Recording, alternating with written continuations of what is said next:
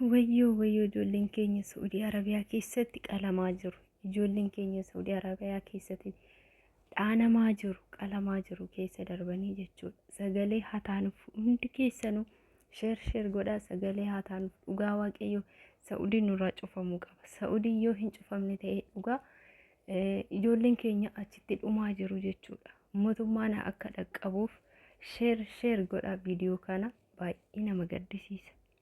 Kabajamtoota hordoftoota kun nageenya waaqayyo isiniif haa baay'atu.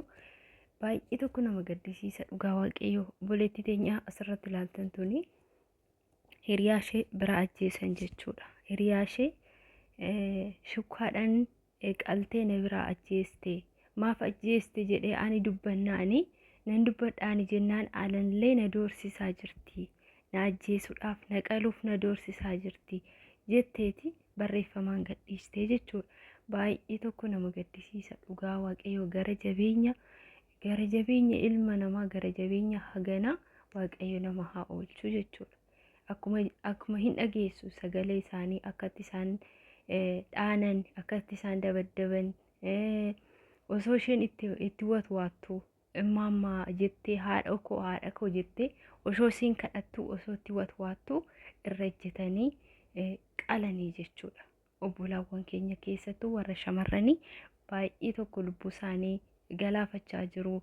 Waaqayyo haa birmatuuf, waaqayyo gooftaan haa birmatuuf. Namni isaan birmatu hin beeku, hin iyyina. Yeroo hunda garuu warra Saudi keessatti siqaa argaa jiraniif garuu mootummaan isaaniif hin birmatu. Maaliif akka ta'e hin beeku. Yeroo tokko nama hidhaa keessa jiru, warra hidhaa keessa jiru akka galchuu taasisan, ergasii garuu addaan kutan dhaabbate jechuudha. Sagalumti kanaatu hin jiru. Amma immoo dhugaa baay'ee nama gaddisiisa. Sababni isaan akkanatti ijoollee keenya irra ejjetanii foon isaanii kukkutaniif maal akka ta'e waaqayyo haa beeku.